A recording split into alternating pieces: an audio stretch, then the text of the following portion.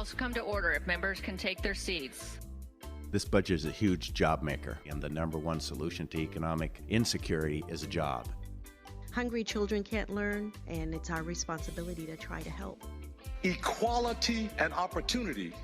I believe most people are here because they want to do some good.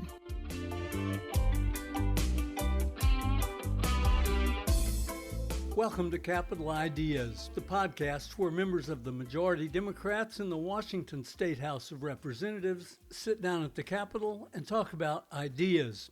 I'm truly sorry to say that this is the final Capital Ideas episode of the 2026 legislative session in Olympia. The good news, though, is that today's idea-generating member of the House Democratic Caucus is Representative April Berg, who hails from Mill Creek in Snohomish County and serves as chair of the House Finance Committee. That's the panel that, along with the Senate Ways and Means Committee, is responsible for raising the revenue that the Evergreen State needs to provide an array of services to all 8 million of us who are fortunate enough to call this our home. If you want to take a special look at how government functions in this Washington, you're in the right place. We recorded this conversation in Mill Creek, Washington on Thursday, April 9th, 2026, and you'll hear it now.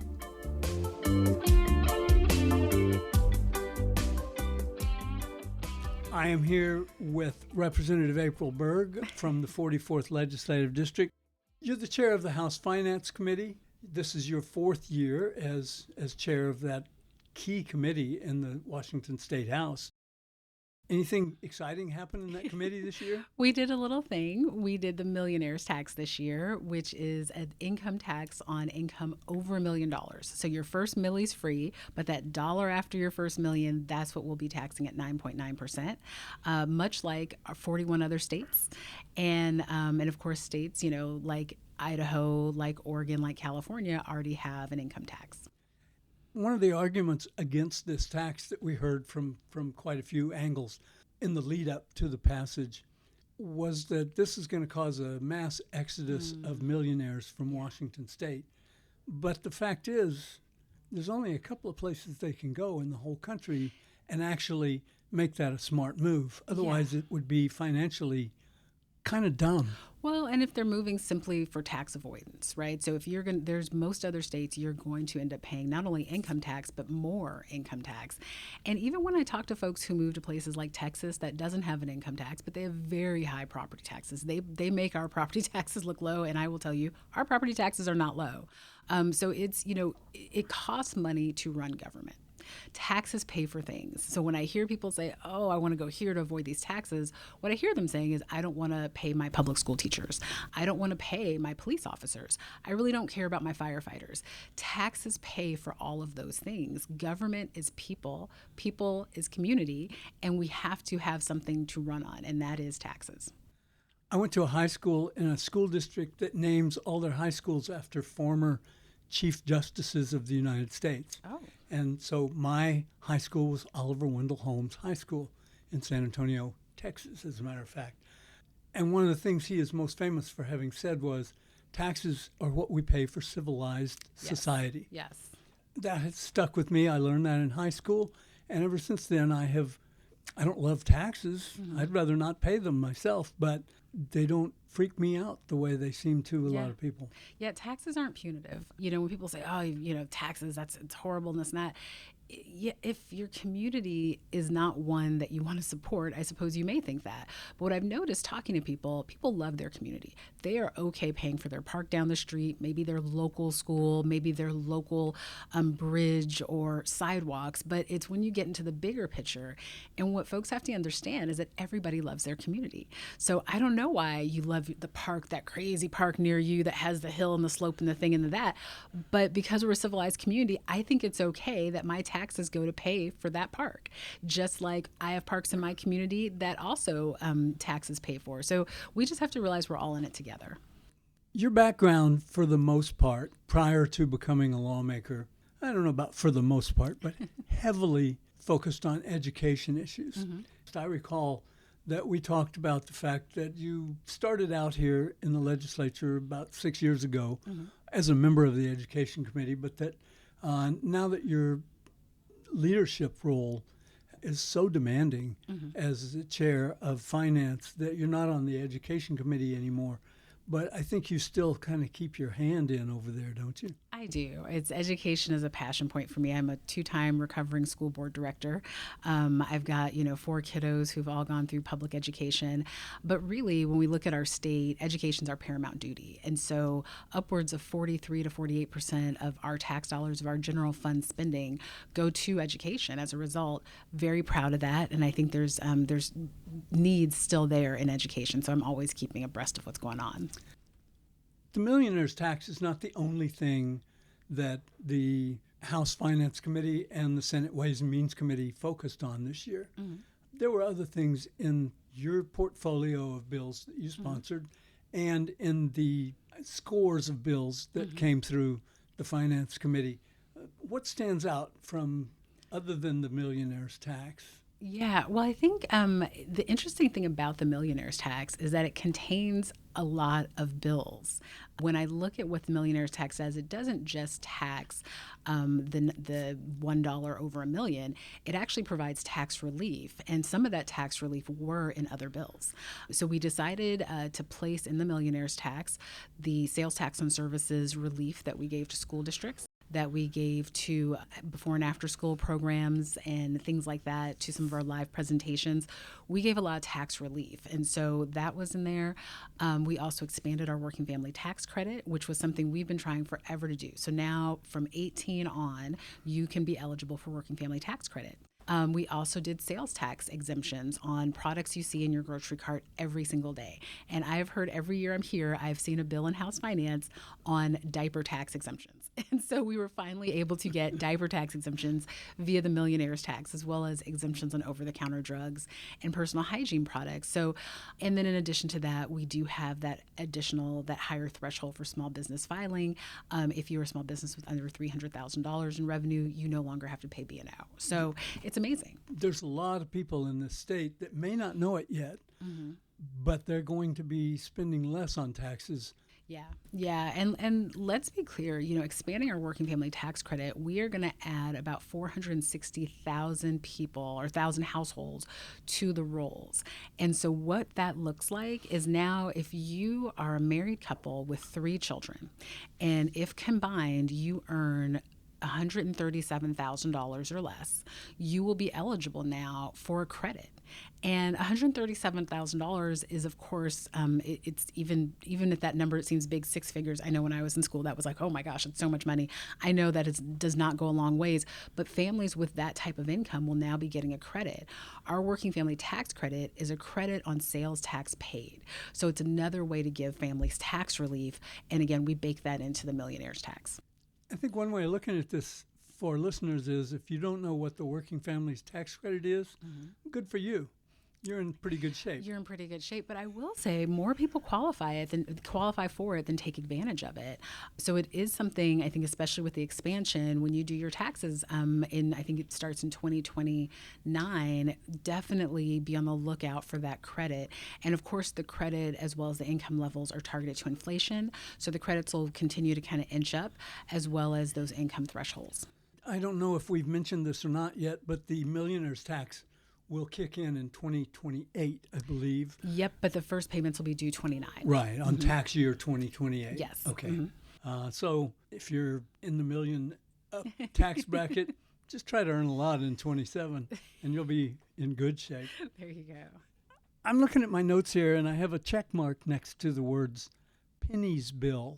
And I think that means that I was reading about your bill sponsorships, and I noticed that you sponsored the bill that is kind of a reaction to the federal government deciding that since it costs about a nickel to make a penny, that we're not going to make pennies anymore. Yeah, and thank you for asking about my good little penny bill, because that to me is the second piece of historic legislation I was a part of this year. Back in May of 2025, we heard as fiscal chairs nationwide from the federal government that they were going to discontinue minting the penny. To our federal government partners, they thought this was no big deal. They're like, what's the big deal? We'll just discontinue a currency. I was told in May, you guys can just go write some laws and just just fix it. It was very clear we were not going to get help from the federal government in terms of, what to do, how to round, signage, and a lot of other issues and questions that come around this. I don't think they knew that the state legislatures were not full time. I think they really did think we were kind of on recess and y'all just go back and write a couple of bills. Well, once they realized that wasn't the case, they extended the timing for the discontinuation of the penny, which was great, but they still gave us no rules. So when we came in January, I thought, oh, we have to do something. Now, mind you, a lot of my colleagues and even some folks in community were like, what's the big deal? It's a penny. Like, rounding's easy. Give me a nickel or I don't get anything back, or et cetera. Rounding up, rounding down. Well, as a customer, if it's not going to round in your favor, you're kind of mad. You want that 3 cents. And then as a business, if you take the hit, or if if it's rounded in your favor, does that have B&O implications for the assessors? Is that a gift of public funds? There's a lot of questions. When do you do your transactions in cash versus a credit card if you're doing mixed tender? And does this only apply to cash? And can I use exact change? So all of those questions, which seem so simple, we had to address in the bill. And so by the end of it, the retailers and small businesses, assessors were very happy that we now have rules of the road. And that bill was put before Governor Ferguson and Yes. got his signature on it. It did. And it was, to me, it was probably one of the highlights of the year. I want to kind of hark back to 2023 and talk to you about something we talked about then, which was, you're a member of the House Democratic Caucus. Yep. You're a Democrat, you're a member of that caucus, just by virtue of the fact that you were elected. But you're also a voluntary member of 4 other caucuses: the Legislative Black Caucus, the Members of Color Caucus, the Food Fighters, Yep. and the Fur Fighters. Yes. Let's kind of go in reverse and just a quick summary of how things went with the Fur Fighters Caucus, and the Food Fighters this year. Yeah, so the Fur Fighters, I am so happy our caucus is growing and growing, with so many of my colleagues really wanted to do bills around animal rights and animal protection. This particular year, and I think last year, Representative Peterson had a good little bill that was on preemptively prohibiting octopus farming. That was a great bill. This year, Rep. Partially had a great bill on allowing our veterinarians to do more telemedicine, which will allow more people to see vets from the comfort of their home. We also had a bill that didn't get signed into law around declawing of cats and making that illegal in our state unless it's for very extreme cases. That one I think will be coming back next year. So I love the fact that so many of my colleagues are really wanting to do more legislatively to protect animals. This is the biggest Members of Color Caucus in the history of this state. Yeah. I think 28 members. And if you had one more, that would be more than half of the caucus. That's true.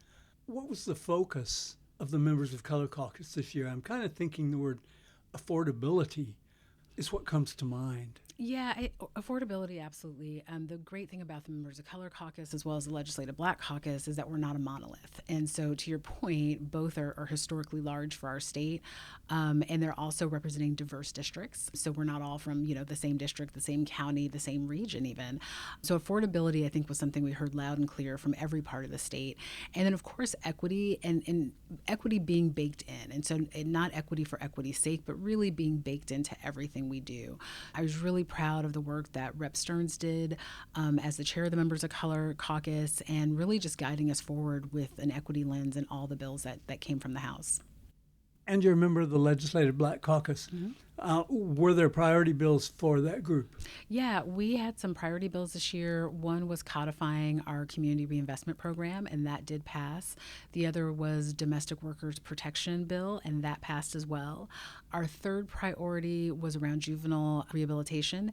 Unfortunately, that did not pass, but we will be coming back next year to have more conversations. That certainly got some good conversations this year, and I know that there were people that wanted to do more and people that wanted to do less. And so good luck next session. Yeah, exactly. The last two that you mentioned, that's pretty self-explanatory. What does the Community Reinvestment Program do? That sounds pretty nerdy. Yeah, CRP was something started, I believe it started a year before I got here, and it was a way for us to reinvest into communities that were just decimated by the war on drugs. So if you remember, we now have cannabis is legal. We actually had a lot of folks who were still serving time for when it was illegal. I think we're getting to the point where most folks are out of jail if that was their only offense. But the community reinvestment is just what it sounds like, reinvesting in communities that were harmed by the war on drugs.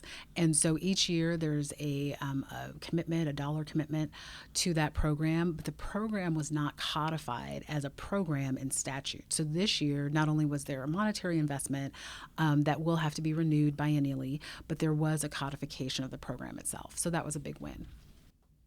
How about the Boys and Men Commission? That did not make it. It did not see the light of day on the House floor. Was really unfortunate. There was a great coalition, a really big push, but it came out of committee, came out of approps, had a great bipartisan coalition of folks behind it, and unfortunately the decision was made not to put it on the floor. As someone who identifies as a man and once was a boy, I was very interested in that. I know we talked about this bill earlier during the session, and I was real sorry to not see it go farther. Me too. But it'll be back next year, I can promise. As they say in baseball, there's always next year. Yes. What was your moonshot bill this year? You know, I tell you, the moonshot, and thank you for bringing that up, because, you know, that's something that seems absolutely impossible, but then becomes completely necessary. And I will say the moonshot bill this year was the millionaire's tax. And the reason for that is because when you see the devastating cuts at the federal government to our state in terms of food security, in terms of housing and homelessness supports, in terms of Medicaid and just caring for people, the cuts are cruel and they undermine our basic values and humanity. That said, we're a donor state. We give more to the federal government than we get. And the math was just not mathing. So we had to find ways not just to make our tax code more fair, but to make it more robust so that we can continue to provide the services that families across our state need. That's why this was something, as you know, an income tax seemed incredibly impossible. And this year it became absolutely necessary. That sounds like a moonshot. And it's interesting that as we're talking about this, yeah, there are people on the way back. There are people on the thank you for that. It's amazing. Whatever you think about anything about government and you know, good, bad, or otherwise, can we all not just get happy that we have men and women above us right now, literally going around the moon? That is a moonshot. It's very special. As someone who watched in 1969 when the first footsteps were put on the moon by humans at least, and now I get to watch this. This is pretty exciting. Well, and I think it restores faith, right? Faith, hope is emotional fuel. And to do this job and to do any job, you need a little bit of hope right now. So you talk about 1969, and I can talk about the Challenger mission. I was in 5th grade, and the cart, you know, the TV was on a cart. It was rolled into the classroom, and things didn't go the way they were supposed to. And I think as a 5th grader, and you know, there were some 6th graders, I'm sure there were high school kids, depending on what age you were in that moment, it was the first time you realized in life that sometimes things don't go the way they're planned. And you also realize sometimes adults don't know what to do when that happens. Because if you were in any of those classrooms when Challenger happened, you saw adults completely lose it because it was horrific and unplanned. So to go from that moment to seeing Artemis to up there above us, that was real hope. That was good stuff. Chair Berg, before I let you go, which is necessary to do right now, I want to recommend that people go back and listen to the podcast from April of 2023, which is available on the House Democratic Caucus website, because there is a lot of information, very interesting information about you and your background that we haven't been able to cover today because of time limitations. So I do suggest that people do that. If they find Representative Berg to be interesting as I do, I think they will benefit from listening to that. Now, what have you got as a quick wrap-up? Oh my gosh, as a quick wrap up, I tell you, passing legislation is great. Implementing it is hard. So my wrap up and my interim will be spent implementing and really talking to community about our new millionaires tax, socializing it, and also making sure we get it right. Because I will say, writing tax code is not easy. So working with the good men and women at DOR, working with a lot of amazing staffers, we're going to go ahead and put the fine points on this so that when we roll out in 2028, it will be absolutely perfect. Congratulations again, and thank you, April. Representative April Berg has been our guest today on Capital Ideas, and this is the end of it. Thank you.